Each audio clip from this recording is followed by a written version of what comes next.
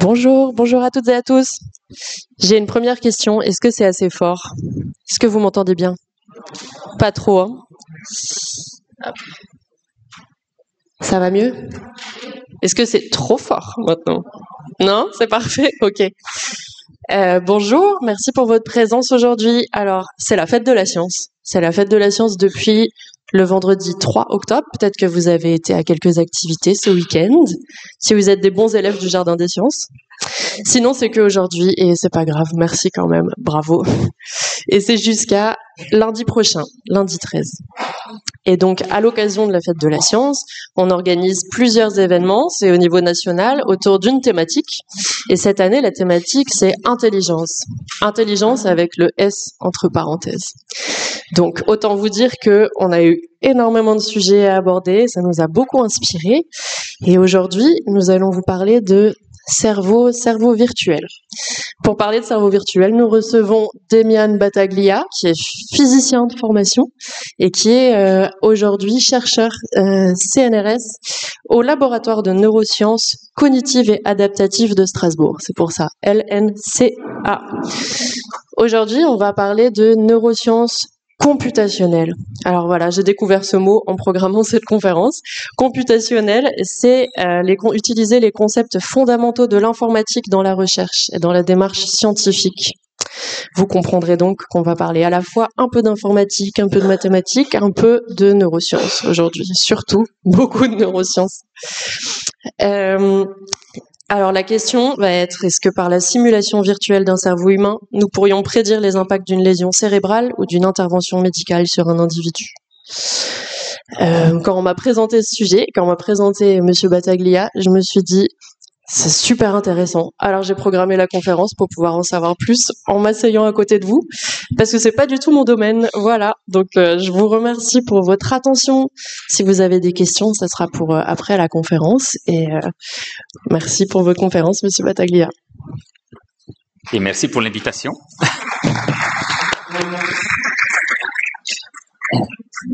Est-ce que vous m'entendez bien?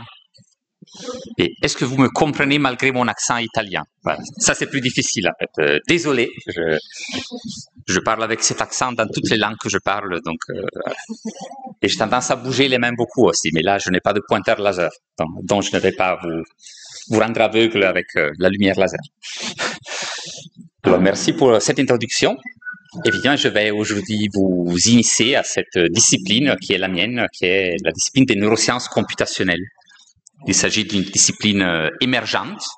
Voilà, en fait, c'est très en vogue en ce moment. En fait, en France, on est en train notamment de mettre en place tout un enseignement de neurosciences computationnelles déjà dans les corpus de master, voilà, et tout, un peu partout en France. En fait, et Strasbourg est à la pointe là-dedans. Mais effectivement, c'est une discipline plus récente, en fait, moins connue. C'est ce qu'on appelle une discipline d'interface, comme vous le verrez. Et effectivement, elle se situe à la triple interface entre la neurophysiologie, la neurobiologie, la physique des systèmes complexes et l'informatique, en fait. Voilà. Et effectivement, moi, j'ai fait des parcours, j'ai fait des études en physique. Après, j'ai fait une thèse à l'interface entre physique et informatique. Et je suis passé en biologie seulement après ma thèse, en fait. Donc, je suis ignorant en biologie. Je n'ai jamais étudié de biologie à l'université. Bon, et pourtant, je suis dans la section neurosciences du CNRS, donc je dois en apprendre un peu. Voilà, mais s'il y a des médecins parmi vous, je m'excuse en avance pour certaines approximations que nécessairement je ferai. Je le fais tout le temps dans ma recherche aussi avec mes collègues. Et heureusement qu'ils sont là pour me corriger. Voilà, donc je vous parlerai de pourquoi et comment simuler nos cerveaux, mais je vais commencer par un petit test, en fait, par un petit jeu. Aussi parce que c'est important de se rendre compte de la difficulté, de la tâche de géant que ça peut constituer la simulation d'un cerveau. Et donc, en fait, pour vous introduire à cette complexité, j'ai pensé justement de partir avec un petit quiz. Voilà, je vais vous montrer une image et vous devrez deviner de quoi il s'agit. Et si vous êtes des habitués de la semaine des sciences, en fait, vous devriez trouver une réponse assez rapidement. À votre avis, qu'est-ce que je suis en train de vous montrer sur l'écran? Ne soyez pas des neurones. Combien de personnes disent des neurones? C'est assez normal. Je me suis présenté comme un neuroscientifique. Mais combien de personnes parmi vous pensent à quelque chose d'autre? Il y a deux courageux. Peut-être que vous étiez vendredi soir à la soirée inaugurale de la Semaine des Sciences, en fait, où on vous a parlé, en fait, des structures à grande échelle de l'univers. En effet, en fait, dans cette image, chaque point est une galaxie. Voilà. Ça, c'est plutôt un réseau de neurones. Et vous voyez, en fait, ils se rassemblent beaucoup. Dans les deux cas, on a des points, des nœuds. Dans les deux cas, on a comme des filaments qui connectent ces structures. Mais les échelles sont très différentes, en fait. Ah oui, je peux utiliser. Mais les échelles sont très différentes. Par exemple, si je prends cette image de ce qu'on appelle les structures à grande échelle de l'univers, et qui sont imagées si bien par le télescope Euclide, dont ils ont parlé vendredi dernier, en fait, au planétarium, voilà, on se rend compte qu'un de ces filaments, voilà, a la longueur de mégaparsecs. Le mégaparsec, c'est 1 million de parsecs. Et le parsec, c'est très, très, très grand. En fait, c'est 10 à la puissance 20 km. Ça veut dire 1 suivi par 20 zéros de kilomètres. En années-lumière, peut-être c'est plus familier, en fait, c'est plutôt de l'ordre du million d'années-lumière. Ça veut dire que la lumière émise par une étoile ici prend environ 1 million d'années pour arriver à l'autre bout de ce segment. C'est quelque chose d'absolument choquant. On ne peut que rester muet face à cette grandeur. Quand on passe à l'échelle du cerveau, voilà, malgré la ressemblance superficielle, en fait, les échelles sont bien différentes. Là, on est plutôt sur l'échelle du micromètre. Vous voyez, c'est un jeu de zoom in et zoom out qui rend les deux images semblables, en fait. Donc, ça veut dire, en fait, que ici, plutôt, la distance qui sépare deux neurones est de l'ordre du micromètre. Donc, en fait, il faudrait prendre 1 milliard de ces petits filaments pour faire 1 kilomètre. Voilà, c'est un peu différent. Voilà, ce n'est pas si surprenant parce qu'on a l'habitude de parler de chiffres astronomiques pour se référer à quelque chose de très grand. Voilà, là par exemple, dans une galaxie, vous avez 10 à la puissance 11 étoiles. Quelque chose comme 100 milliards. 10 suivi par 11 zéros. C'est une notation de puissance, on va y rester pendant un tout petit peu.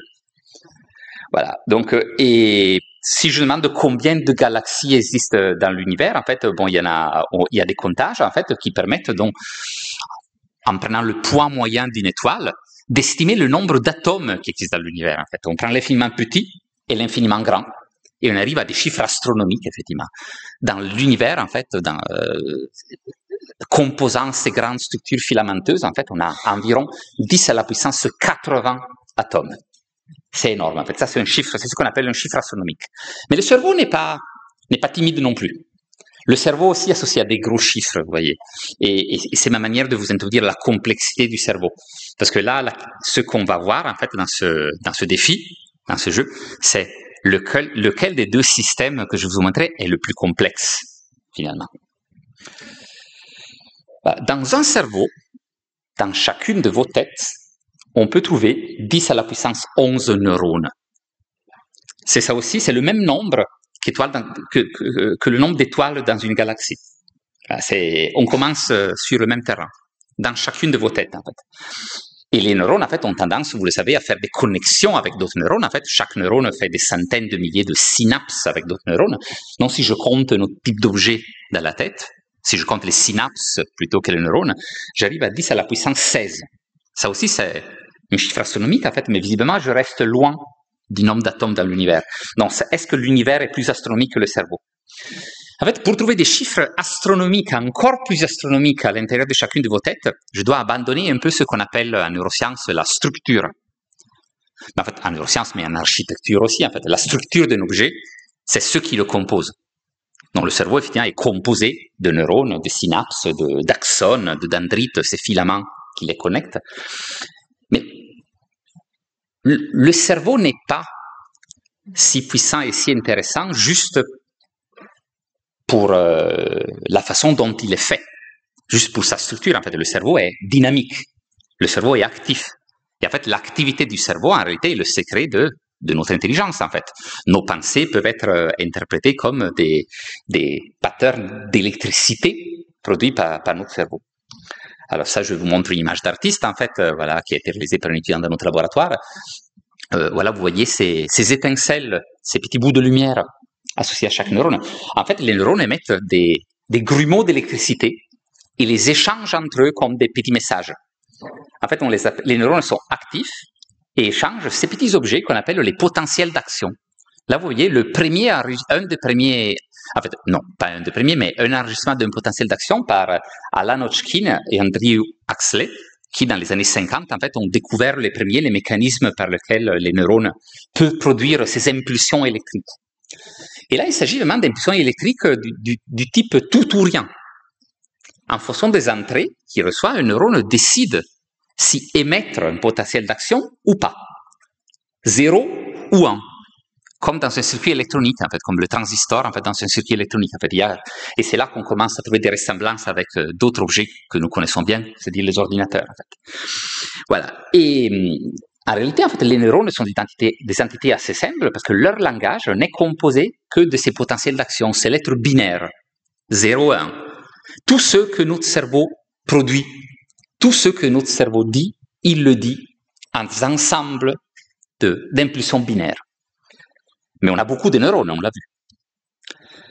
Donc, si je commence, par exemple, à prendre quelques neurones ensemble, en fait, là, par exemple, c'est un réel enregistrement, en fait, où je considère l'activité de 16 neurones de 10 neurones, pardon, dans la rétine d'une salamandre à laquelle qu'on a préparé dans une capsule in vitro. On a pris le fond de l'œil d'une salamandre, d'un lizard, en fait, on l'a mis au fond d'une capsule pour la garder vivante et on montre un film. Et l'avantage, c'est qu'on peut enregistrer l'activité de chacune des cellules qui composent cette rétine. Et là, vous voyez, en fait, il y a des barres verticales qui correspondent à des intervalles de temps très petits, de l'ordre des millisecondes, des dizaines de millisecondes. Et je dessine un petit point à chaque fois que le neurone, sur la ligne correspondante, émet un potentiel d'action. Et je peux, en fait, trouver un encodage mathématique pour cette activité neuronale qui est produite par un système vivant. Par exemple, je peux écrire 0 à chaque fois qu'un tel neurone n'émet pas de potentiel d'action, et je peux écrire 1 à chaque fois que ce neurone émet des potentiels d'action. Et tout d'un coup, en fait, je me retrouve avec une succession de mots-codes binaires, un peu comme dans le film Matrix, un peu comme dans un programme d'ordinateur. Vous voyez, en fait, c'est cette nature, en fait, biologique, organique, en fait, mais finalement, en fait, si le cerveau est clairement vivant, quand je regarde sa structure, quand je décris son activité, je m'approche assez rapidement de termes qu'on associe d'habitude à l'informatique, comme le terme de bit pour prendre les impulsions une à une, ou le terme de byte pour prendre ces ensembles, en fait. Combien de mots possibles? Alors, on peut appeler comme mot neuronal l'ensemble des potentiels d'action émis par un ensemble de neurones, en fait. Et ces mots neuronaux sont les symboles qui constituent les briques de nos pensées, de notre intelligence, en fait. Dans notre cerveau, il n'y a rien d'autre, en fait, avec lequel construire l'intelligence, sauf ces mots, codes. Combien y en a-t-il? Combien de possibles y a-t-il? Combien de pensées possibles on pourrait extrapoler un peu avec une petite licence? En fait, c'est là qu'on rentre dans un domaine qui peut produire des chiffres encore plus astronomiques que l'astronomie. C'est le domaine du combinatoire, en fait. Voilà, par exemple, si je prends 2 neurones, ce que vous voyez ici vers la gauche, en fait, ça sont les 4 mots-codes qu'ils peuvent produire. Les 2 silencieux, les 2 actifs, un seul silence actif, l'autre actif. Ça fait 2 à la puissance 2. 4 mots-codes possibles. Quand je passe à 3 neurones, ça, c'est les mots que ces neurones peuvent émettre par leur silence ou par leur activité. Ça monte à 2 à la puissance 3 égale 8. Et quand on est à 4, on a 16 mots possibles. Et quand on est à 5 neurones, on est à 32 mots possibles. Vous voyez, 4, 8, 16, 32. Le nombre de mots possibles que des neurones peuvent produire, en fait, s'accroît de façon exponentielle avec la taille du système. Et en fait, je vous avais dit que dans un cerveau, on a autant de neurones qu'étoiles dans une galaxie. Or, si je ne prenais que 1000 de ces 100 milliards de neurones, les mots codes, les mots neuronaux qu'ils pourraient exprimer seraient déjà de l'ordre de 10 à la puissance 300. Bien plus que le nombre d'atomes dans l'univers. Et clairement, dans le cerveau, là malheureusement, le jaune est devenu bleu, donc vous ne le voyez pas bien, mais pouvez-vous imaginer 2 à la puissance 10 à la puissance 11, 2 à la puissance 100 milliards. c'est un nombre qui avoisine l'infinité. En effet, en fait, si j'essaie de le calculer avec mon ordinateur, il me donne un message d'erreur. C'est simplement un nombre trop grand qui ne peut pas rester dans la mémoire de l'ordinateur, en fait. Alors, clairement, là, je simplifie énormément parce que mon cerveau n'est pas capable d'avoir accès à tous ces mots, à tous les mots codes possibles, en fait. Voilà, il en produit moins les possibilités. Mais ça vous donne une idée de la dimension et de l'étendue de l'espace que vous portez dans vos têtes. Qu'en mathématiques, en fait, on a tendance de parler en termes d'espace. L'activité neuronale produit des grands espaces. Chacune des dimensions est l'activation d'un neurone. Donc, on a 10 à la puissance 11 dimensions possibles dans notre espace, beaucoup plus que les 20 dimensions de la théorie des cordes dans l'univers. Et en fait, nos pensées sont comme des points à l'intérieur de cet espace vertigineux que chacun de vous porte dans sa tête. Et l'évolution de vos pensées dans le temps est une trajectoire dans cet espace. Et une bonne partie du travail des neurosciences computationnelles, en fait, c'est de comprendre, de décrire la géométrie de ces trajectoires, en fait. Un peu comme la relativité étudie la géométrie de l'espace-temps, nous étudions la géométrie de vos pensées. Voilà. Et après, nous essayons de la reproduire aussi par nos modèles mathématiques, en fait. Bon, donc, vous voyez, en fait, là, c'était un peu une introduction gratuite, en fait, pour vous faire rendre compte de la complexité de cet objet qui est le cerveau actif.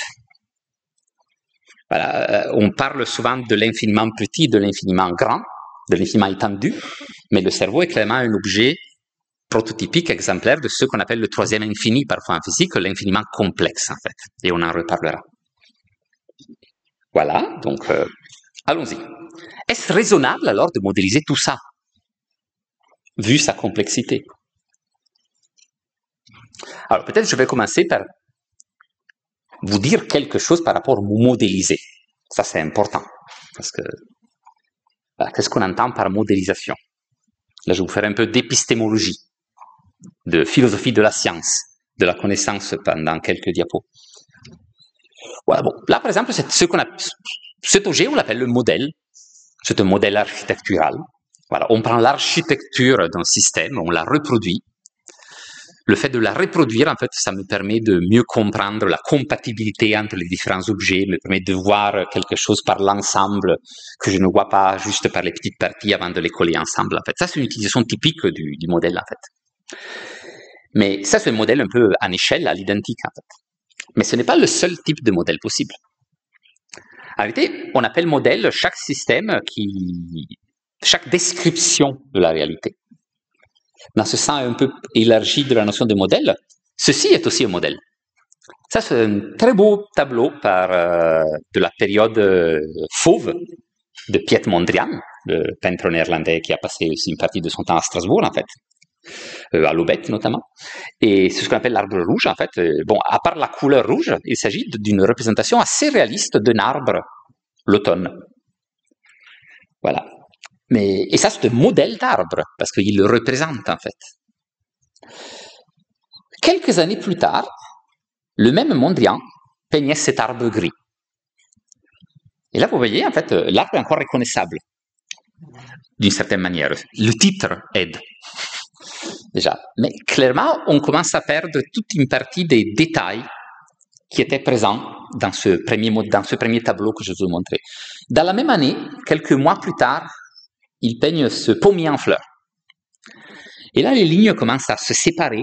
Voilà, la structure du tronc devient moins détachable des lignes qui composent aussi le sol. Voilà. Et on trouve un peu cette tension, voilà, cette légèreté des fleurs, en fait, suggérée par les tensions dynamiques des lignes, en fait. Et ce que vous ne savez, peut-être vous avez déjà vu ce tableau, en fait, c'est une séquence de tableau assez célèbre, en fait, on la voit souvent dans les cours d'histoire de l'art. Mais ce que vous ne savez pas, peut-être, c'est que quand on lit les écrits que Mondrian a laissés, et il en a laissé beaucoup, cela aussi est un arbre pour lui. Ça, c'est les tableaux de Mondrian peut-être les plus célèbres, en fait. C'est sa période qu'on appelle abstraite, en fait. Mais en fait, pour Mondrian, l'abstraction, c'était le réalisme absolu. Pour lui, en fait, vous avez très bien vu la séquence de transition entre ces différents arbres, en fait, en passant de l'arbre rouge jusqu'au pommier, jusqu'à cet entrelacement des lignes verticales et horizontales qui définissent des contours à l'intérieur. En fait, pour lui, en fait, ça, c'est ce qui est l'essence de l'arbre. Cette tension entre verticalité et horizontalité qui fragmente l'espace visuel. Voilà. Pour lui, ça, c'était l'essence de l'arbre, en fait. Et pour lui, donc, ça, c'est encore un modèle de l'arbre. C'est un modèle de ce qui lui intéresse dans l'arbre, en laissant tomber tout le reste. Ça, c'est important pour revenir à cette question, est-ce raisonnable de modéliser le cerveau? Oui, à condition de choisir le bon niveau de détail. Et c'est ce qu'on doit faire toujours en science, dans ce qu'on appelle la modélisation réductionniste. Voilà. Et quel est le bon niveau de détail? Le bon niveau de détail est le plus grossier possible, non pas le plus fin possible, le plus grossier possible, mais qui reste adapté à la question qui m'intéresse. On parle vraiment d'une démarche un peu opposée à celle qu'on imagine, à celle du modèle architectural. On juge un modèle architectural beau, le plus il rassemble dans les petits détails à la maison qu'on va construire, en fait. Mais dans la modélisation, comme je l'entends et comme ma discipline l'entend, en fait, on parle plutôt du côté opposé. Voilà. Donc, à ce point-là, en fait, si on enlève beaucoup de complexité, on pourra se concentrer sur ce qui fait la vraie complexité, non pas la complexité des détails superficiels, mais la complexité essentielle, en fait, qui permet l'émergence de fonctions complexes après comme l'intelligence. Voilà, donc on arrive aux neurosciences computationnelles, dont je vous avais déjà dit, interface physique, neurophysiologie et informatique. Voilà, donc en physique, d'ailleurs, vous voyez ici un petit dessin d'une expérience célèbre, qui est prototypique de ce qu'on appelle la méthode scientifique. En fait, on raconte cette légende selon laquelle Galilée serait monté sur la tour de Pise et il aurait fait tomber deux boules composées de deux matériaux différents, en fait, et de dimensions différentes, pour montrer qu'elles tombaient au même moment au sol. Et ça, c'était la démonstration, en fait, que la loi fonctionnait selon ses propres lois, les lois galiléennes de la physique, en fait, et non pas les lois que Aristote avait décrites dans sa physique, en fait. Et en réalité, en fait, s'il avait fait cette expérience en vrai, ça n'aurait pas marché. Les deux boules, en fait, auraient eu une friction différente avec l'air, et les deux boules seraient tombées à des moments différents. C'est intéressant parce que ça montre que c'est une idéalisation. En réalité, Galilée n'a jamais fait ça. Galilée a simplifié la réalité dans ce plan incliné, sur lequel il pouvait contrôler suffisamment la friction pour pouvoir trouver l'essence d'une théorie qu'il avait déjà dans sa tête. En fait, bon, vous l'avez compris, cette modélisation simplifiée dont je vous ai parlé, c'est la philosophie de modélisation de la physique. Voilà. L'informatique, par contre, vise à obtenir des fonctions, à construire des fonctions mathématiques assez complexes pour effectuer les calculs qui m'intéressent d'effectuer. Et la neurophysiologie étudie les détails des neurones, des cellules, de l'anatomie. Les neurosciences computationnelles mettent tout ça ensemble, voilà, dans une hybridation continue. Les questions restent des questions de neurosciences d'habitude, mais les méthodes qu'on utilise pour les résoudre sont souvent les méthodes de sciences dures, comme la mathématique, la physique et l'informatique. Alors, je pense qu'un exemple de modèle en neurosciences computationnelles qui peut être très représentatif est associé à ce chercheur, John Hopfield. Vous l'avez entendu peut-être, vous en avez peut-être entendu parler parce qu'il a gagné le prix Nobel de physique en 2024 pour avoir inventé les réseaux neuronaux artificiels. Encore une fois, neurones en physique, voilà, bon, réseaux neuronaux artificiels. En fait, c'est ce monsieur, en fait, qui a lancé cette révolution, en fait, qui finit par arriver jusqu'à l'intelligence artificielle qu'on connaît aujourd'hui, en fait. Voilà. Et John Hopfield, en fait, a été un pionnier, en fait, il a été parmi les premiers à utiliser une description physique, réductionniste, simplifiée, de la mémoire. Voilà. Ça, c'est une image qui vient de son dossier Nobel, en fait. Vous pouvez, les écrits sont un peu petits, en fait. Ce n'est pas important de lire les détails, en fait, et tout, mais par contre, ce que vous voyez bien de l'image, c'est l'essence, en fait, c'est ce paysage avec des montagnes et des vallées. L'idée, en fait, de Hopfield, l'idée révolutionnaire, c'était de faire abstraction de toute la complexité biologique d'un cerveau, de ses anatomies, de ses neurotransmetteurs, de ses complexités voilà, presque aléatoires, en fait, de connectivité, et d'imaginer que l'activité d'ensemble de ce neurone, en se plaçant directement dans cet espace des états de l'activité, ces espaces à grande dimension dont je vous parlais, l'idée d'Hopfield était de se poser pour décrire la mémoire directement dans cet espace d'activité et d'imaginer que dans cet espace, il y a un paysage d'énergie. Chaque position dans cet espace correspond à à une configuration d'activités cérébrales différentes. Un des mots-codes dont je vous ai parlé plus tôt. Voilà. Mais certains de ces mots sont associés à une grande énergie, comme au sommet d'une montagne. Et d'autres de ces mots, et d'autres mots sont associés à une énergie plus réduite, comme au fond d'une vallée. Et l'idée d'Hopfield, c'est que si je présente à mon réseau neuronal un ensemble de courants en entrée, par exemple, imaginez que cette matrice de neurones, à chaque point ici il y a un neurone, et on lui présente en fait comme une rétine de salamandre, voilà, comme à la rétine de vos yeux, on lui présente des points lumineux. Voilà, et là, vous voyez, en fait, c'est un pattern un peu bruité. Voilà. Après le débitage, on découvrira qu'il s'agit d'un J, le J de John Hopfield. D'accord? En fait, et le J de John Hopfield, en fait, est une des mémoires qui sont inscrites à l'intérieur de ce réseau neuronal. Or, l'idée de Hopfield, c'est que les mémoires sont des vallées profondes. Quand je présente en fait une entrée, c'est comme prendre une boule et la laisser tomber en verticale en haut de la position correspondante à l'entrée que je donne. En fait, elle tombe sur le paysage, elle va rouler en suivant les contours du paysage. Donc, elle ne s'arrêtera presque pas certainement au sommet d'une montagne, en fait, parce qu'il y a trop de lignes qui descendent. Elle va plutôt suivre les vallées jusqu'au moment de tomber dans une vallée assez profonde qui sera capable de le retenir. Et en fait, ça c'est un peu le parcours suivi par la boule correspondant à ce pattern d'entrée bruité. Et en suivant, et du moment qu'elle tombe à un certain endroit, elle prendra certaines vallées plutôt que d'autres vallées.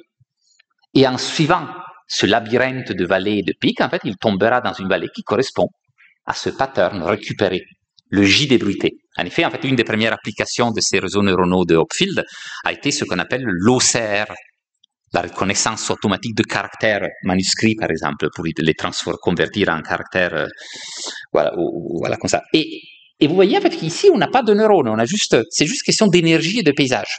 Mais en fait, il a capturé un peu l'essence de comment le réseau fonctionne. Donc, pas de neurones, mais au contraire des équations. Voilà, ça, c'est la seule équation que je vous montre, je vous le promets. En fait, ce n'est pas important de montrer cette équation, c'est juste une équation très importante, en fait, qu'il a valu le Nobel. En fait, la chose intéressante, c'est que cette équation peut être étudiée avec la puissance des formalismes mathématiques pour arriver à y voir la présence de ces paysages d'énergie. Voilà. Et après, ces termes ne sont pas non plus des termes totalement abstraits, en réalité, parce qu'ils correspondent à des entités bien précises. Par exemple, ces petites variables SI, qu'on appelle des spins, comme en physique des particules, correspondent au potentiel d'action qui sont ou présents ou absents, 0 ou 1. Et ces termes JIJ, qu'on appelle les couplages, en fait, correspondent en fait aux synapses. Elles peuvent être plus ou moins fortes. Et en fait, on apprend des nouvelles mémoires en créant des vallées au bon endroit, et on crée des vallées au bon endroit en modifiant ces poids synaptiques. Donc, vous voyez en fait que les équations mathématiques sont une vraie caricature de ce que notre cerveau fait par la plasticité synaptique, sauf qu'on ignore toute la complexité biomoléculaire qui, dans le vrai cerveau, est associé à tout ça. Voilà. Et le modèle d'Hopfield, en fait, c'est l'exemple parfait du modèle réductionniste d'une fonction importante comme la mémoire, la récupération des mémoires. Et à partir de ce modèle d'Hopfield, on peut aller vers des architectures neuronales de plus en plus complexes. Par exemple, ici, on a des réseaux neuronaux, en fait, avec plusieurs couches interconnectées entre elles. C'est un réseau qu'on appelle profond, parce qu'on a beaucoup de couches. Profond ne veut dire rien d'autre que beaucoup de couches l'une après l'autre. Voilà. Et là, en fait, les réseaux neuronaux profonds sont un peu le champ d'étude qui a été revitalisé par Geoffrey Hinton, qui a partagé avec John Hopfield, la même année 2024, le prix Nobel de physique, en fait. Voilà. Mais justement, vous voyez la relation entre quelque chose qui part dans les années 80, de très simple, de très proche encore, de très visuel encore, qui c'est des géométries dans un espace d'animation, et les applications les plus avancées, comme par exemple ChatGPT. ChatGPT elle-même, quand je lui pose la question « Bonjour, est-ce que tu es un réseau neuronal profond ?» reconnaît « Oui, bien sûr, je suis un réseau neuronal profond. Plus précisément, je suis un très grand modèle de langage qui utilise une architecture de type transformer et blablabla. » Elle s'explique elle-même comme elle est composée. Voilà, un peu comme la main de Escher qui sort du feuille de papier pour se dessiner elle-même. Voilà, là, on a une architecture neuronale profonde qui décrit comment elle est faite. Voilà. Et tout ça, en fait, c'est de la physique, même si ce n'est pas le type de physique, le type d'objet physique qu'on a l'habitude d'imaginer quand on pense à la physique. Voilà, ça, c'est un autre type de modèle. Désolé, je vous déçois, en fait, ces jolies images ne sont pas de vrais neurones. malgré les corps cellulaires, leur axone et leur dendrite, en fait. Là, par contre, c'est un modèle qui est différent du modèle d'Ouffield. Là, c'est un modèle qui est très, très, très réaliste. En fait, c'est un modèle dans lequel chaque cellule individuelle d'un millimètre cube de cortex cérébral d'une souris a été reconstruit de façon détaillée par microscopie électronique. Donc, même les formes de ces cellules ne sont pas des formes générées par des algorithmes aléatoires. En fait, ça correspond à des reconstructions exactes, en fait, de cellules. C'est un travail de titan. On a pris un cube de cerveau, on l'a coupé en milliers et milliers de fines lamelles, voilà, suffisamment fines pour être imagées par de la microscopie électronique. Et on a utilisé des intelligences artificielles, en fait, pour détecter tous les petits contours circulaires correspondant aux sections des axones et des dendrites, en fait. Et on les a tous collatés l'une à l'autre, en fait, pour reconstruire en 3D les filaments à travers ces milliers et milliers de cellules. En fait, et ainsi, on arrive à reconstruire plusieurs centaines de neurones avec une morphologie, une forme détaillée. Et après, on fait des générations statistiques et on arrive à construire des bouts de circuits composés de cellules très réalistes. Et ici, en fait, dans ce type de modèle, qu'on appelle le modèle de type bottom-up, les autres, c'est des modèles de type top-down. Je pars par le haut, par l'idée de ce que je vais obtenir, je construis le modèle le plus simple possible qu'il obtient. Là, par contre, je parle par le bas, je pars par le bas, je mesure plein de choses. Je mesure tous les synapses, tous les neurotransmetteurs, toutes les densités de canaux ioniques, tout ce qui fait la biologie des neurones. Je mets tout ça dans mon modèle à l'ordinateur et je lance ma simulation en avant pour essayer de voir ce qui sort. C'est une autre philosophie de modélisation, mais ça reste une modélisation mathématique toute comme la première, en fait.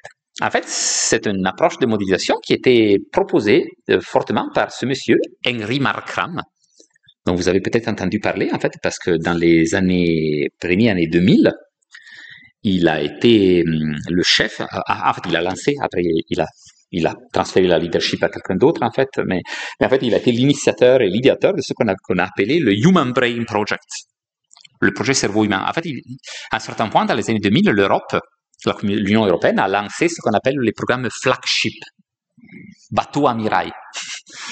L'idée étant de dire que si on investit beaucoup d'argent, mais vraiment beaucoup, dans une idée totalement visionnaire, peut-être de ce programme de recherche sortira quelque chose d'absolument unique et encore inexistant qui créera la suprématie technologique de l'Europe dans l'avenir. Voilà, c'est ça. Et donc, il y en a eu 3 ou 4 qui ont été financés. Là, l'Europe est en train de revoir un peu sa copie. Voilà, mais il y en a eu un notamment sur les technologies quantiques pour le graphène. Et un autre projet était ce Human Brain Project, dont le but était vraiment de construire une simulation de cerveau complet. Voilà. Et aussi la technologie pour y arriver, notamment la technologie de calcul. Et c'est là, effectivement, où il y a eu beaucoup d'avancées, en fait, peut-être beaucoup plus qu'en neurosciences, en fait. Parce que vous le comprenez, cette approche un peu complexe, en fait, et peut-être un peu vouée à l'échec dès le départ, si vous suivez les arguments que je vous ai donnés. En fait, c'est passionnant, c'est magnifique, en fait, c'est très utile, c'est très joli. Là, par exemple, vous avez un détail, un zoom-in de ce modèle. Ce n'est pas une image biologique, c'est vraiment le modèle avec la position de différentes cellules, avec des zooms spécifiques. Vous voyez, des cellules de couleurs différentes correspondent à des types cellulaires différents. Quand on a ce genre de modèle ultra détaillé, on peut faire des enregistrements virtuels. Par exemple, mettre des électrodes virtuelles sur ces cellules et mesurer le type d'impulsion électrique que ces cellules virtuelles produisent. En fait, c'est très, très proche de la réalité. C'est une copie virtuelle de la réalité. Et en fait, c'est très intéressant. En fait, c'est très dispendieux aussi. J'y reviendrai. Parce que je veux comparer d'abord ce modèle avec un autre type de modèle qui est entre les deux. Le modèle d'Ouffield, c'était totalement abstrait. Le tableau de Mondrian avec les carrés et les lignes. Le cerveau, le Human Brain Project, le cerveau bleu, on l'appelle aussi parfois, en fait, le Blue Brain, en fait, était aussi un peu comme le tableau de Mondrian, l'arbre rouge du commencement. En fait, mais je l'ai dit, en fait, on peut se situer au niveau du détail souhaité. Voilà. Et encore une fois, c'est la physique souvent qui rentre en jeu et qui peut nous aider. Mais ici, pas la physique abstraite des potentiels d'énergie, c'est plutôt la physique de ce qu'on appelle les systèmes complexes. Et là, vous voyez une image apparemment hors thème, en fait, une murmuration d'hirondelles en train de partir pour le lieu chaud. Vous l'avez compris, désormais, la physique peut tout étudier, inclus les vols collectifs d'oiseaux. Et là, c'est un autre prix Nobel de physique, ça c'est le prix de Nobel de physique 2021, dont je vous parle, Giorgio Parisi, a notamment en fait introduit des études pionnières du comportement de ce type d'objet composé de beaucoup de parties en interaction.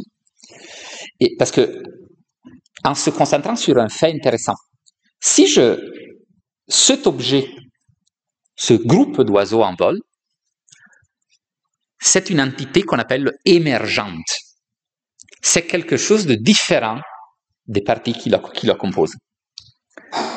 Je vais prendre un oiseau individuel à l'intérieur de cette formation d'oiseaux et on se rendra compte, si on suit dans les détails son mouvement, qu'il bouge de façon totalement chaotique.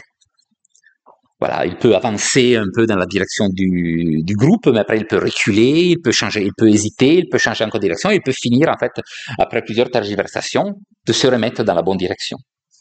Au contraire, en fait, si je considère non pas le vol d'oiseaux individuels, mais le vol d'un ensemble suffisamment grand d'oiseaux à l'intérieur de ce nuage, je me rendrai compte que lui, au contraire, il a un comportement parfaitement contrôlable et parfaitement compréhensible.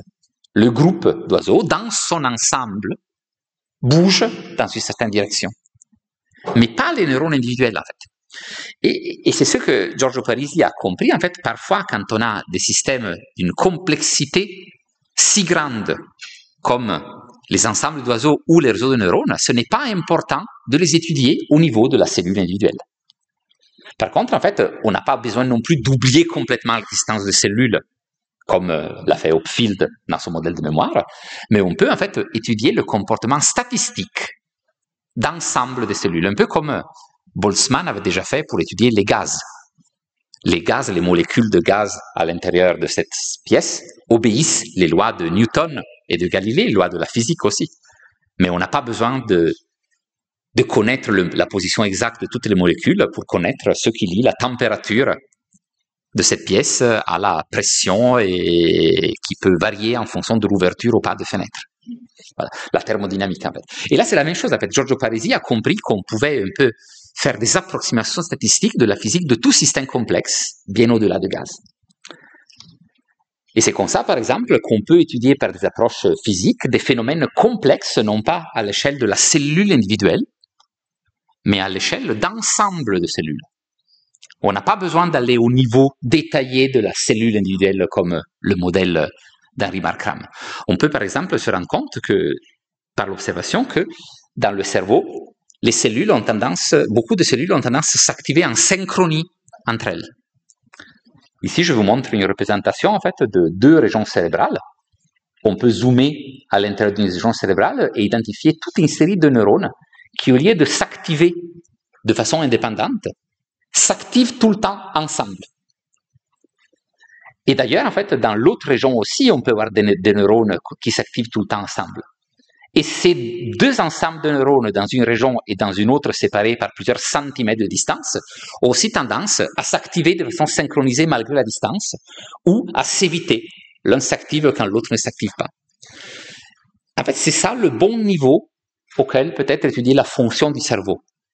Ni le niveau global où on perd totalement de vue les cellules qui sont finalement les systèmes sur lesquels on agit par exemple avec des médicaments, voilà, ni le niveau ultra détaillé où on modélise les neurones à l'échelle du segment d'axone par segment d'axone, mais c'est peut-être ce niveau des vols d'oiseaux des neurones. Et d'ailleurs, les approches physiques qui permettent d'étudier ces neurones sont très proches en fait de ceux que Parisi a développés pour les vols d'oiseaux. Et on parle, ces groupes de neurones qui s'activent en synchronisation, c'est ce qu'on appelle les assemblées cellulaires. Et par exemple, la physique qu'on utilise pour les expliquer, c'est la même qu'on utilise pour expliquer la synchronisation entre les lucioles dans une forêt, ou la synchronisation entre les applaudissements dans une salle de concert. En fait, la vision de physique de la complexité de Parisi permet d'unifier des champs apparemment très distants un peu par ces mêmes concepts en fait de comportement collectif. Et ce qui est intéressant en fait, c'est que si on essaie de trouver le substrat neuronal des vallées que Hopfield avait théorisé dans le modèle d'Hopfield, on se rend compte que ces vallées sont construites par l'activation d'assemblées cellulaires. Parce qu'en réalité, en fait, l'activation de différentes assemblées cellulaires correspond à être dans une vallée ou l'autre de ce paysage dont Hopfield avait parlé. Là, c'est un autre exemple, là, ce qu'on appelle des avalanches. Les neurones ne s'activent pas ensemble, mais il y en a un qui initie, après il y en a deux, il y en a trois, et soudainement, il y a des gros écroulements, l'activité dans plein de neurones différents. Et là aussi, ça ressemble un peu aux avalanches sur une dune de sable. Voilà. Et c'est intéressant parce que là aussi, les avalanches neuronales, en fait, ne doivent être ni trop petites, ni trop grandes. Si elles sont trop petites, en fait, les entrées sensorielles qui arrivent s'estompent et on n'arrive pas à s'en rendre compte. On a des perceptions subliminales, par exemple. Si elles sont trop grandes, le cerveau devient épileptique. Il faut qu'elles soient au bon niveau, ni trop grandes, ni trop petites, en fait. Le système y arrive tout seul, exactement comme la dune de sable qui a des avalanches quand il y a le vent qui arrive, mais mais qui change forme par ces avalanches, qui maintient en fait sa forme grâce à ces avalanches qui permettent au sable de ne pas être trop lourd, mais pas des avalanches trop grandes non plus qui détruiraient la forme de ce pile de sable. Et là, vous voyez, c'est les analogies que la physique permet de capturer et qui permettent d'identifier dans le cerveau le bon niveau, ce niveau de groupement de cellules plutôt que de cellules qui explique la fonction. Bon, là, c'était la partie la plus compliquée de la présentation. Voilà, tout ça est lié aux fonctions cognitives, comme je le disais. En fait, on n'expliquera pas, on ne trouvera pas le neurone de l'attention, on ne trouvera pas le neurone de la mémoire, on ne trouvera même pas la région de la mémoire, mais on trouvera des systèmes des neurones synchronisés à travers le cerveau qui sont responsables par leur dynamique collective, comme celle des vols d'oiseaux, de la création en fait de ces fonctions. Ces fonctions, en fait, la mémoire, l'attention, sont un peu comme des vols d'oiseaux dans cet espace à grande dimension qui a plus de points possibles que le nombre d'atomes de l'univers.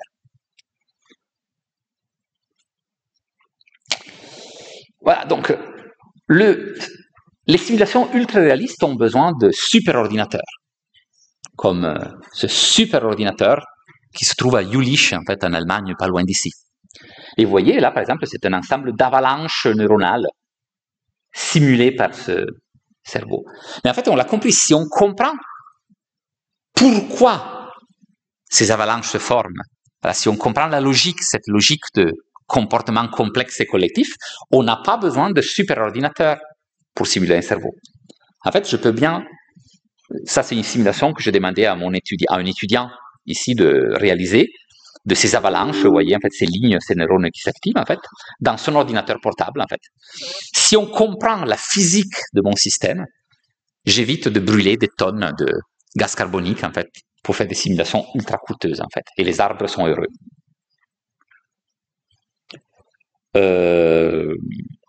Et c'est un peu ce type de modélisation humble, de modélisation qui n'est ni trop abstraite, ni trop détaillée, qui n'est pas gourmande en énergie et en ressources de calcul, en fait, et donc qui est aussi soutenable, sans besoin de coûts énergétiques qui s'agrandissent de façon incontrôlée, comme ceux de l'intelligence artificielle, des paradigmes actuels d'intelligence artificielle, en fait.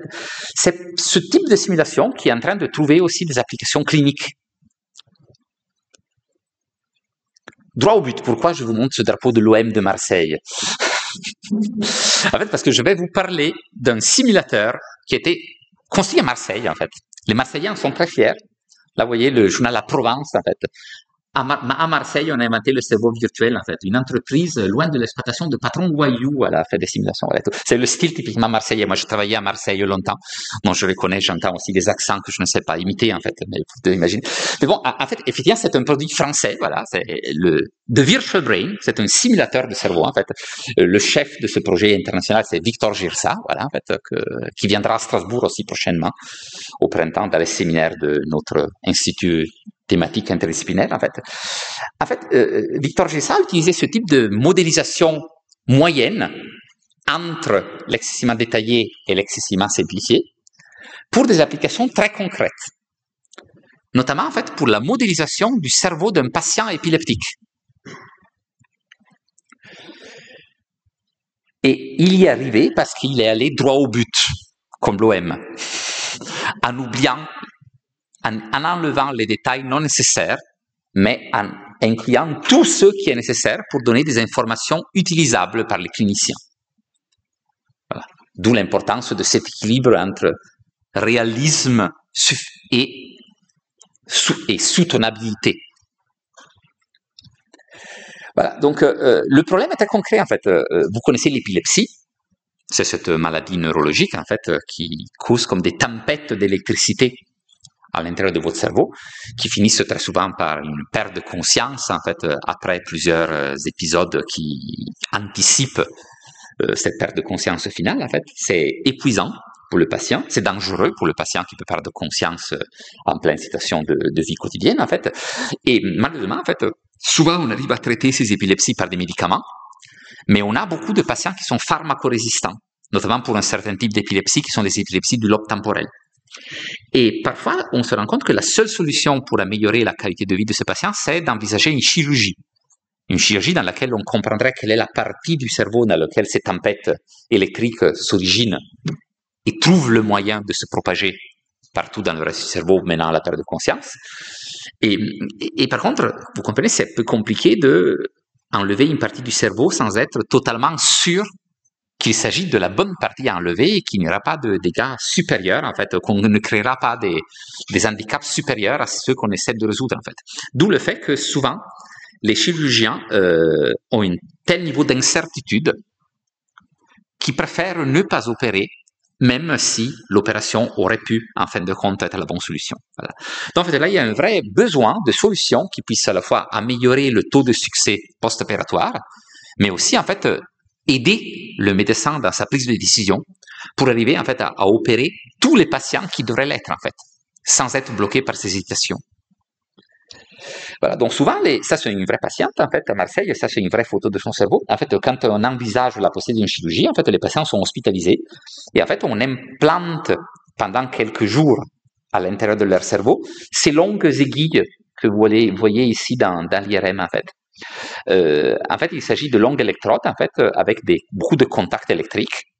On les positionne de façon très attentive pour éviter de perforer des vaisseaux sanguins et de créer des hémorragies. Et en fait, l'idée, c'est de pouvoir mesurer directement à l'intérieur du cerveau la naissance et la propagation de ces crises épileptiques. C'est un peu comme si on essayait de trianguler par des sismographes placés à différents endroits, en fait, l'origine de la faille qui a créé un tremblement de terre. Voilà. Et là, vous voyez, en fait, l'exemple de signaux qu'on peut enregistrer. En fait, chaque ligne correspond à un plot sur ces contacts, en fait, et différentes couleurs correspondent à différentes régions. Et là, vous voyez, en fait, ce petit tremblement de terre qui commence à arriver ici, en fait, après, il se propage ailleurs, on le retrouve ici en bas, on ne sait pas trop pourquoi. Et après, finalement, il finit par prendre beaucoup de régions. Et ça, c'est le moment où on a la vraie perte de conscience, en fait, du mémoire. Donc, l'idée de Victor Gissa et du cerveau virtuel, en fait, c'est d'aller droit au but, en fait, en essayant de créer une copie virtuelle de ces enregistrements virtuels, de ces enregistrements électriques, en fait.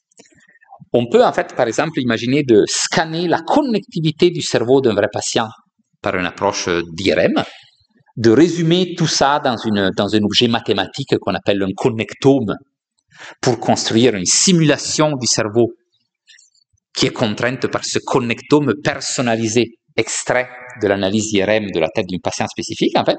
Et après, en fait, une fois mis des équations mathématiques à chaque sommet de cet objet mathématique, en fait, on peut placer des électrodes virtuelles, vous le voyez dans ce cerveau en 3D, et générer la simulation d'une crise. Et là, en fait, si je compare la vraie crise avec cette crise simulée, vous remarquerez en fait qu'elle se rassemble de façon étonnante, en fait, avec une différence. Bon, la simulation est plus claire et moins bruitée, parce qu'elle est très simplifiée. Et en plus, en fait, lorsque dans un vrai cerveau, on ne peut pas mettre combien d'aiguilles on veut, et on ne peut souvent pas mettre l'aiguille là où il faudrait la mettre parce que c'est interdit à cause du risque d'hémorragie, dans le cerveau virtuel, on peut facilement en fait, mettre des électrodes virtuelles un peu partout. Et donc, en fait, on peut avoir en fait, une représentation beaucoup plus précise et détaillée.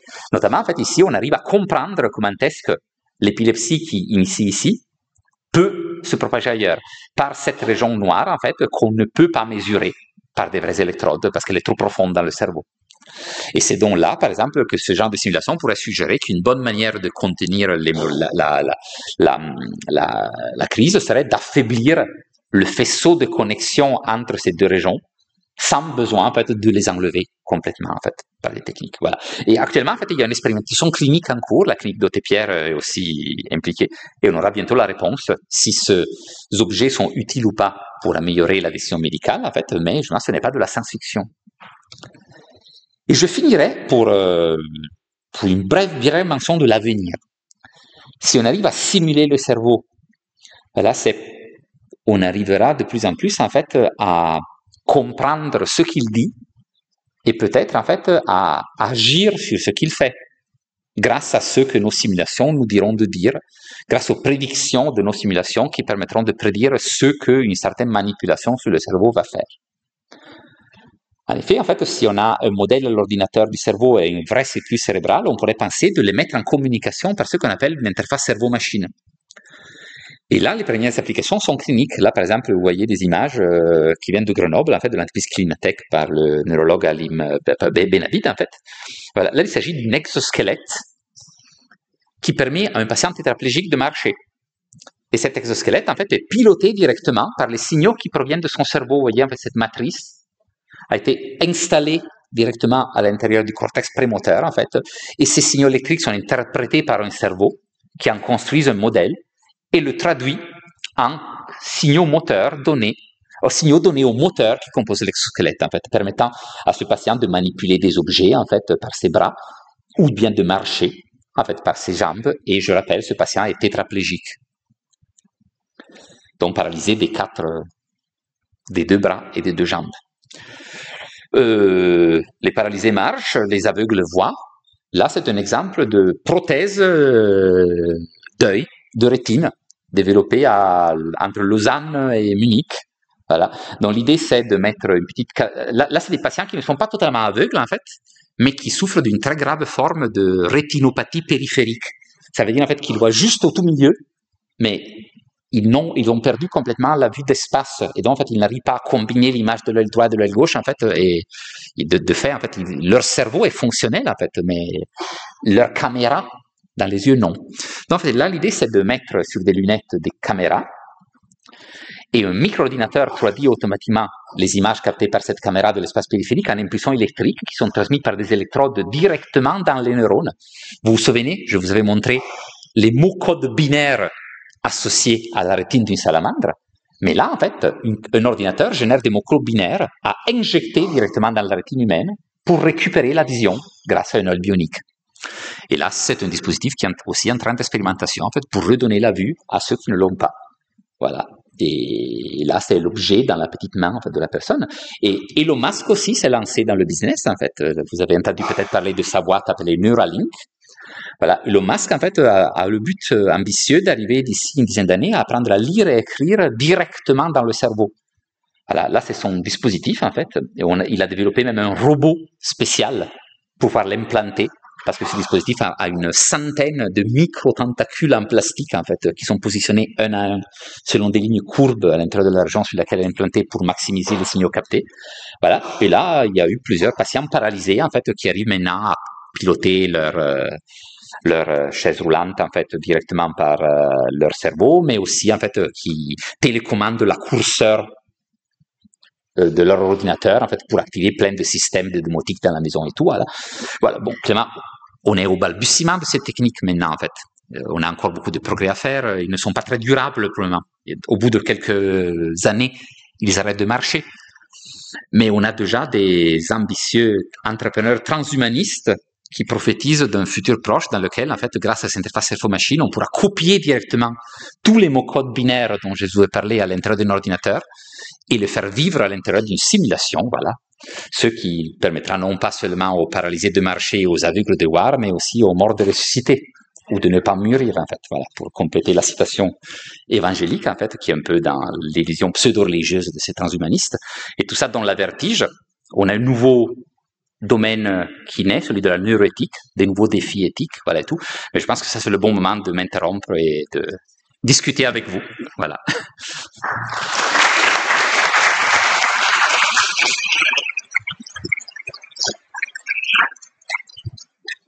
Merci beaucoup. Est-ce qu'il y a des questions dans la salle? Ne soyez pas timide. Vous pouvez y aller, on a le temps.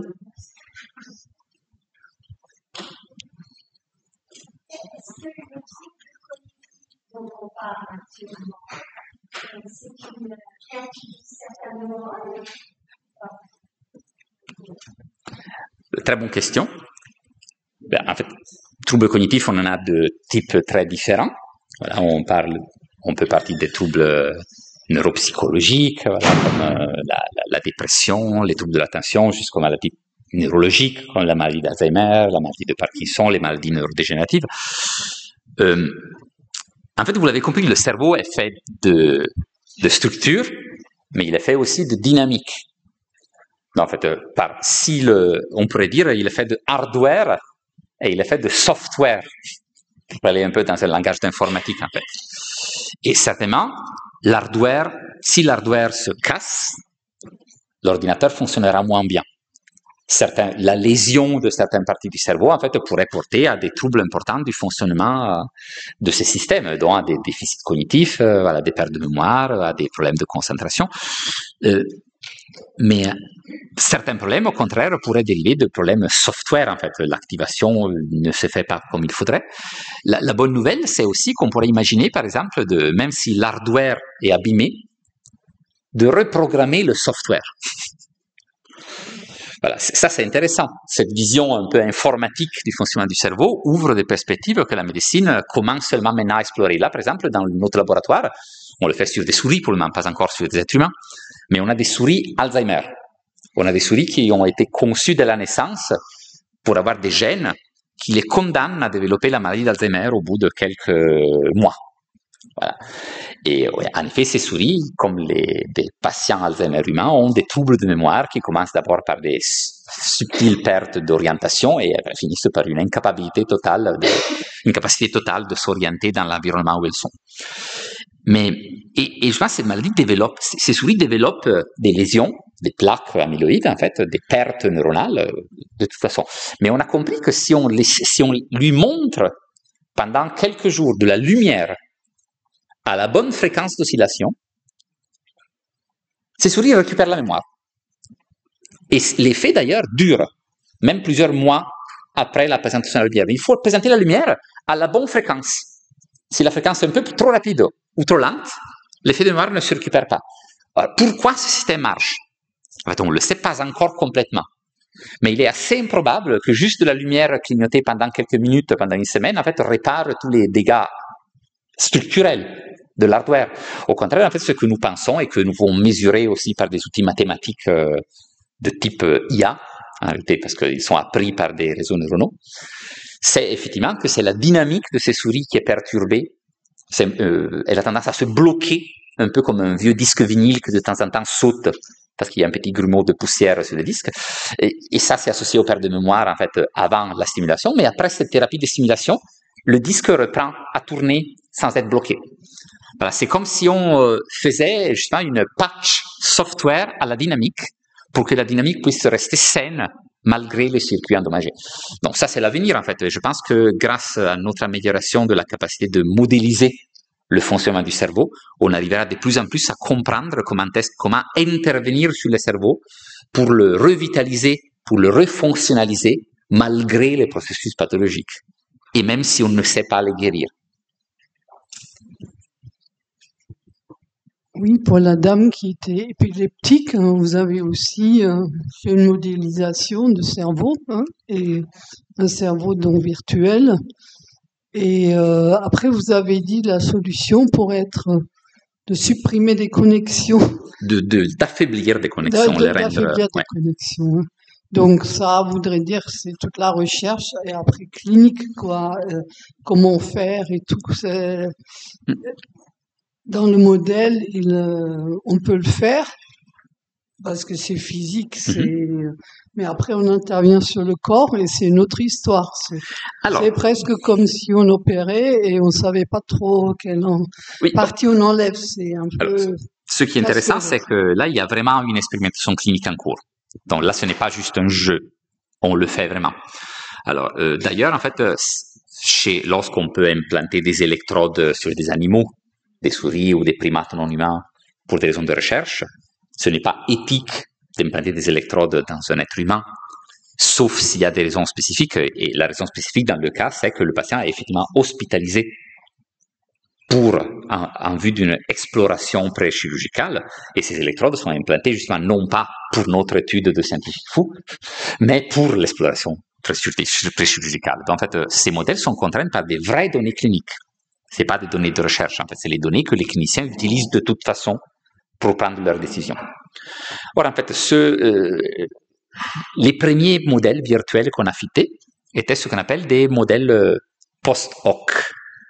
C'est-à-dire, on avait des patients qui ont été opérés, mais on a récupéré leurs données pour voir ce que le cerveau virtuel aurait dit. Et effectivement, en fait, on s'est rendu compte que pour tous les patients qui ont été opérés avec succès, le cerveau virtuel avait prédit exactement le bon endroit où il aurait fallu opérer. La chose intéressante, en fait, c'est qu'il y avait aussi une série de patients pour lesquels l'opération n'avait pas eu de succès. Or, en fait, dans ces cas-là, le cerveau virtuel indiquait d'opérer dans un endroit différent que celui que le neurologue avait choisi pour l'opération réelle, en fait. Donc, c'est ça qui a convaincu aussi les autorités, en fait, les comités d'autorisation éthique, en fait, à autoriser l'utilisation de l'expérimentation. Or, maintenant, ce n'est pas éthique, en fait, de donner au docteur que les données simulées. Là aussi, ça ne serait pas éthique. Donc, en fait, l'expérimentation se déroule de cette manière, en fait. On constitue le cerveau virtuel pour tous les 1000 patients. Après, pour 500 d'entre eux, on augmente le fichier clinique. C'est-à-dire, on rajoute aux données que les neurologues ont d'habitude aussi de l'information des indicateurs d'épileptogénicité, par exemple, produits par le modèle. Et on observera en fait le succès, on mesurera le succès sur 2 critères. Le premier critère, c'est est-ce que le groupe avec dossier médical augmenté aura un succès post-opératoire plus grand ou pas. Mais en fait, on serait déjà heureux si ne serait-ce que le nombre de patients qui sont effectivement opérés augmentait, indépendamment du succès. Parce que, en fait, cette procédure d'implantation d'électrodes extrêmement invasive, extrêmement dérangeante, extrêmement coûteuse, en fait, et c'est assez dommage, en fait, que 3 fois sur 5, elle n'aboutisse à rien parce qu'on a trop d'incertitudes. Le simple fait d'arriver à rendre la décision médicale plus sûre serait déjà un grand avantage, en fait. Verdict dans quelques mois. Est-ce qu'il y a une autre question ?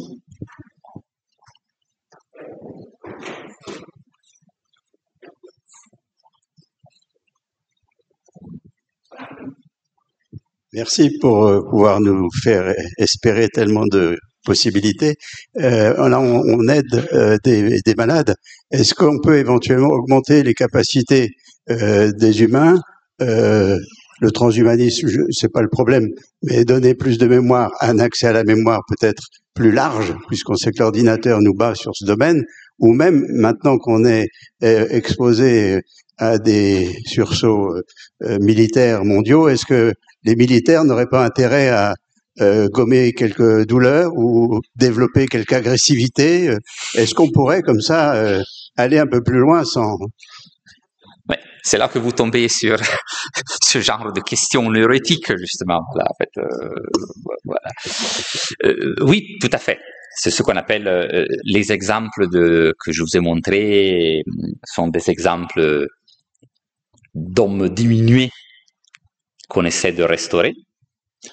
Mais clairement, si on peut restaurer un homme diminué, on peut augmenter peut-être un homme qui n'est pas diminué. C'est l'idée de l'homme augmenté, en fait, qui est très populaire, en fait, pas que par les neurosciences, en fait, d'ailleurs. En fait, pour la génétique, on pourrait faire des discours semblables, en fait. Or, en neurosciences, clairement, on y est, en fait. On peut avoir il y a des laboratoires qui étudient des augmentations chimiques, par exemple, par des drogues, des médicaments qui améliorent l'attention. Il y a une utilisation assez poussée de ce genre de médicaments aux États-Unis, par exemple, par les étudiants universitaires, en fait. En Europe, pas encore trop, mais aux États-Unis, en fait, on le fait beaucoup. On essaie de se booster. C'est comme du doping pour la mémoire et l'attention. Voilà. Et ça dérive des médicaments symptomatiques qui ont été développés pour les pertes de mémoire dans la maladie d'Alzheimer, en fait, mais utilisés sur l'homme sain. L'idée de la simulation serait pour guider les interventions parce que ces interfaces cerveau-machine peuvent lire l'activité, mais peuvent aussi stimuler et donc la modifier. Et actuellement, en fait, on fait de la stimulation cérébrale, par exemple, pour la maladie de Parkinson, mais c'est comme donner des coups de marteau sur un vase de cristal, en fait. C'est quelque chose de très grossier. Le jour où on serait capable d'appliquer au bon moment, au bon endroit de ces fines tentacules du dispositif d'Elon Musk, la stimulation pour écrire des mots-codes dans le cerveau, comme on les écrit maintenant dans la rétine des aveugles, en fait, on pourrait penser d'écrire des mémoires qui n'existent pas, d'effacer des pensées parasites dans les maladies psychiatriques, etc., etc. Notamment dans le domaine du militaire que vous avez évoqué, on tire avantage d'une propriété des mémoires traumatiques. En fait, les mémoires traumatiques sont tellement importantes que pour mieux les retenir et pour les récupérer de façon plus efficace, l'évolution, en fait, a généré des systèmes d'encodage génétique. En fait, les neurones dont les synapses portent des mémoires traumatiques, en fait, ont des synapses avec des protéines légèrement différentes, en fait. Ça, c'est un avantage, en fait, parce que ça permet, par exemple, d'utiliser de la stimulation laser seulement sur les cellules qui portent des mémoires traumatiques.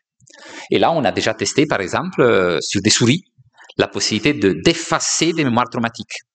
On traumatise une souris, par exemple, en l'exposant à des chocs électriques à certains endroits du labyrinthe, et après, on efface de façon sélective les mémoires traumatiques. Ou bien, on peut créer des fausses mémoires traumatiques, avec les souris qui commencent à éviter des endroits en passant comme s'il y avait quelque chose de dangereux, lorsqu'en fait, ils n'ont jamais eu ça.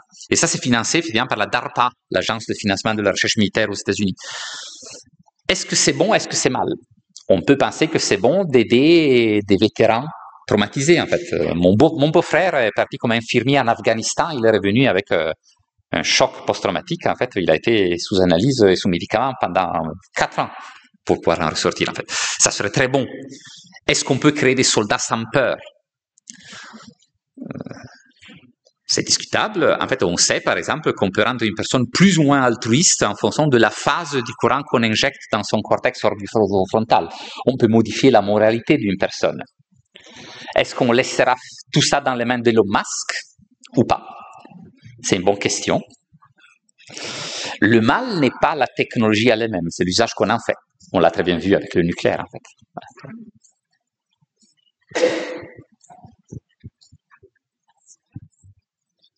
J'ai une question qui est un peu hardware. Je ne sais pas vraiment si vous savez, vous, mais vous avez parlé beaucoup des interfaces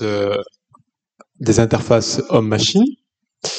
Et je voulais savoir, j'ai vu par le passé des interfaces qui permettaient de contrôler des robots, des exosquelettes aussi, mais pas invasives à l'extérieur. Et je voulais savoir, c'était quel genre de capteur qui était mis en jeu dans ce cas-là, parce qu'on peut pas, j'imagine, déposer des électrodes aussi facilement sur des choses non invasives. Oui, oui. Ben, alors, il y a effectivement les interfaces invasives, c'est-à-dire des interfaces avec des électrodes ou des fibres optiques qui sont effectivement insérées à l'intérieur du tissu du cerveau, ont une sensibilité beaucoup plus fine. Elle arrive à détecter le signal de quelques centaines de cellules, voire des cellules une à une même, en fonction de la qualité du dispositif. Donc, vous l'avez compris, si l'information est représentée par ces mots codes binaires avec lesquels j'ai ouvert ma présentation, la capacité de savoir les lire de façon précise, en fait, est importante. Même juste déterminer le comportement statistique de ces vols d'oiseaux collectifs de neurones, en fait, on y arrive mieux si on peut mesurer beaucoup de neurones à la fois, plutôt qu'un seul à la fois. Donc, ces interfaces invasives sont plus efficaces. C'est adapté à des usages médicaux, c'est adapté à de l'expérimentation animale. On a déjà eu, par exemple, entraîné un singe au Brésil à piloter à distance par l'Internet un bras robotique en Caroline du Sud. Et le singe recevait des informations sur l'écran et jouait à un jeu vidéo en Caroline du Sud en recevant des jus de fruits au Brésil. En fait, on y arrive, en fait, et on peut bien imaginer ce genre de technique. Pour des applications style conduite de jet, voilà, un peu dans le style manga, conduite de robots par l'activité cérébrale, voilà et tout. Et finalement, il faudrait penser à quelque chose de non invasif. Donc, avec les capteurs MEG, on commence à avoir un bon succès. C'est quoi l'EMG? C'est comme l'EEG, l'électroencéphalogramme que vous avez probablement connu à l'hôpital si vous avez pris un coup de tête quelque part. Mais ça capte des champs magnétiques. Donc, il est beaucoup plus fin, mais il a besoin en fait d'une grosse bouteille d'hélium liquide qui a la température de presque le zéro absolu en arrière, donc c'est pas trop pratique en fait pour des applications quotidiennes, mais les technologies évoluent. Les IA d'ailleurs en fait sont très très fortes dans l'invention de nouveaux matériaux. Donc en fait dans les dernières 3 années, les IA ont fait augmenter la température à laquelle le matériel est superconducteur, beaucoup plus que les 3 décennies précédentes d'expérimentation humaine. Donc on peut imaginer que peut-être un jour on aura des superconducteurs à température ambiante et qu'on pourra tous mettre un filet MEG sur nos têtes pour pouvoir piloter notre voiture que par la force du pensée. En tout cas, il ne faut pas dire que quelque chose est impossible. On a été tous habitués que le progrès va plus rapidement que prévu. Voilà. Donc, peut-être c'est bien de se préparer, par contre, au niveau des implications éthiques maintenant, parce que ça pourrait aller tellement rapidement que quand on y arrivera, on n'aura pas encore assez réfléchi à quoi en faire. Bonjour, j'ai une petite question par rapport au modèle. Là, vous avez montré justement le cerveau virtuel qui est utilisé sur la patiente et les modèles que vous avez décrits avec cette modélisation physique. Moi, ma question, ce sont des modèles qui prédisent la dynamique en fait de groupes neuronaux. Mais quelle est la part de l'apprentissage, en particulier en intelligence artificielle? On utilise la rétropropagation du gradient, ce genre de choses pour l'apprentissage. Dans ce genre de cas, est-ce qu'il y a de la neuroplasticité? Est-ce qu'il y a de l'apprentissage qui est réalisé dans le modèle? Ou est-ce que c'est juste un modèle, entre guillemets, fixe d'un cerveau? Là, on sent la question technique. Non, je vais essayer de vous expliquer quelques-uns des termes très justes voilà, que vous avez utilisés. En effet, vous avez entendu parler certainement du fait que les IA doivent être entraînées. Ça veut dire en fait que, contrairement au modèle, au bon vieux modèle d'il y a une vingtaine d'années, qu'on construisait bout par bout, équation par équation, ces systèmes en fait sont un peu comme des boîtes noires qui se programment toutes seules en fait, en s'adaptant aux données auxquelles ils sont exposés dans cette phase d'apprentissage en fait. Donc c'est vrai que pour les interfaces cerveau-machine notamment, les modèles les plus efficaces pour le moment sont des modèles de machine learning, donc des modèles avec apprentissage. Ça veut dire en fait qu'on ne sait pas trop comment ils calculent la carte, la correspondance entre une activation neuronale d'un côté et un mouvement à faire de l'autre, en fait, mais par l'apprentissage, ils y arrivent, en fait. C'est un apprentissage réciproque, d'ailleurs, en fait. Parce que le réseau neuronal à l'intérieur de l'interface cerveau-machine apprend par les comportements du patient, et le patient lui-même apprend à modifier l'activité de son cerveau pour qu'elle puisse mieux être lue par la machine. C'est assez intéressant. On a 2 systèmes homologues, un artificiel et un naturel, qui apprennent réciproquement à se parler entre eux. Voilà. Là, c'est très beau, mais c'est très mystérieux. Voilà. Donc, par contre, tous ces modèles de type cerveau virtuel ou les modèles de type système complexe, voilà, liés au comportement, qui essaient de décrire directement les comportements collectifs plutôt que les comportements des neurones individuels, ça, c'est des modèles, c'est des bons vieux modèles physiques. Là, il n'y a pas d'apprentissage.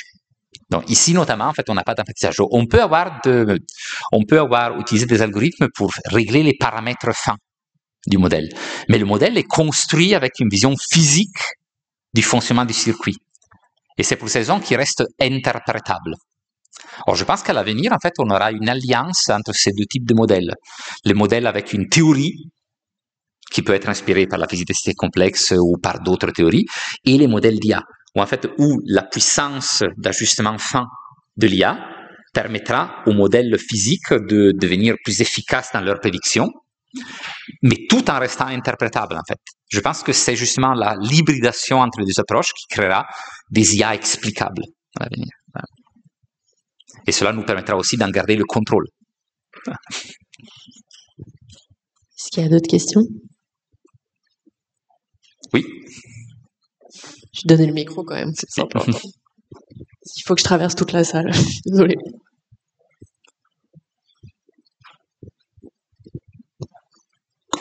Merci pour cette conférence. C'était une question un peu personnelle et vous avez le droit de pas y répondre. Concernant la neuroéthique, est-ce que c'est quelque chose qui vous fait peur? Wow. Je n'ai pas préparé la réponse à cette question, donc je vais l'improviser. Alors, je répondrai de façon aussi personnelle, ce qui veut dire que peut-être c'est une réponse irresponsable, donc ne me jugez pas. Si j'écoute à moi le ressenti face à cette question que vous me posez, non, je ne ressens pas de la peur. Moi, j'ai tendance à être optimiste. Peut-être j'ai trop de confiance dans le genre humain. En fait. Voilà. Par exemple, je ne cadenasse pas mon vélo. Quand je sors, je laisse mon vélo non cadenassé parce que je pense que pour une personne qui vole le vélo, il y en a 100 000 qui ne le volent pas. Et si on continue à cadenasser le vélo, on ne s'en rend pas compte, en fait. Donc, je pense que c'est assez guérissant de ne pas cadenasser son vélo de temps en temps, en fait. Voilà. Donc, je suis optimiste. Donc, dans ça, en fait, je pense, en fait, qu'on finira pour en faire du bien. Voilà. Après, pour moi, l'émotion principale, c'est la fascination. Ces objets artificiels, en fait, finalement, sont des objets qui fonctionnent comme les objets que nous essayons d'étudier. Voilà. Et finalement, en fait, peut-être par le fait que nous les avons construits, ils sont plus compréhensibles que les neurones biologiques. En réalité, on parle beaucoup de ces boîtes noires qui sont les réseaux artificiels. Mais en fait, les réseaux biologiques de notre cerveau sont encore plus boîtes noires que les réseaux artificiels. Nous n'en connaissons que la sortie, mais nous n'avons aucune idée de comment nous sommes arrivés à cette sortie, en fait. C'est encore plus mystérieux. Moi, là, je suis dans la fascination vraiment de la découverte mutuelle, du bénéfice mutuel que l'avancée dans l'étude des intelligences artificielles, l'étude des intelligences naturelles peuvent faire l'un à l'autre, en fait. Par exemple, je pense que l'étude de la modélisation physique du cerveau nous apprendra probablement, j'espère pas, dans pas trop longtemps, à réaliser des intelligences artificielles moins gourmandes d'énergie. ChatGPT pour produire les devoirs d'histoire géo pour demain, en fait, il arrive très bien, mais il dépense l'équivalent de 4 ou 5 jours d'électricité dans votre séjour. En fait, mon fils, il serait arrivé également bien avec l'énergie d'une mi-cuillère de sucre. Donc, en fait, nos intelligences artificielles maintenant fonctionnent par force brute. En fait, on ne sait pas trop comment elles marchent. En fait, on est tombé par hasard sur quelque chose qui marche et on s'en sert beaucoup parce qu'on a beaucoup de ressources et il y a beaucoup d'intérêts économiques. Mais en fait, la vérité de fond, c'est qu'on ne comprend pas comment ils marchent. Je pense que les technologies de l'avenir seront meilleures que celles d'aujourd'hui. Après, supposons que les délires science-fiction de type IA qui se rebelle au créateur, IA qui prend le contrôle et tout, en fait, soit vrai. Bon, d'un côté, d'autres IA pourront nous aider à les contenir. De l'autre côté, probablement, la solution sera la même que pour les êtres humains. On a déjà eu des humains qui ont perdu le contrôle, en fait, dans le passé, en fait. On en a des cas et je pense que l'éducation pourrait être la solution. Et finalement, je pense que dans un avenir pas très loin, on aura des assistants IA, il n'y aura pas de remplacement, il y aura de collaboration. Et je pense en fait que toute la nuance et la finesse humaine pourrait être mise au service de l'affinage du comportement des IA. Voilà. Après, la question, c'est à qui on laisse l'autorité d'éduquer nos IA. C'est un peu la même chose à qui on laisse l'autorité d'éduquer nos enfants à l'école, en fait. Voilà, on veut avoir un contrôle sur ça. Et actuellement, malheureusement, il y a une concentration de pouvoir technologique économique. En fait, il y a très peu d'entités au niveau mondial capables de gérer l'entraînement des IA. Je pense que là où, effectivement, il faudrait se préoccuper, justement, c'est de cette concentration beaucoup plus que de l'IA elle-même comme danger. Merci beaucoup. Et d'une certaine façon, on va poursuivre cette réflexion lundi prochain avec une conférence sur les usages de l'intelligence artificielle en santé. Donc si ça vous intéresse, je serais ravie de vous y revoir. Et sinon, la fête de la science, le week-end prochain, il y aura plein d'événements ici au Palais universitaire, samedi et dimanche, et un week-end de projection scientifique de films commentés au planétarium. Tout ce dont je vous parle, c'est gratuit, alors profitez-en. Merci beaucoup.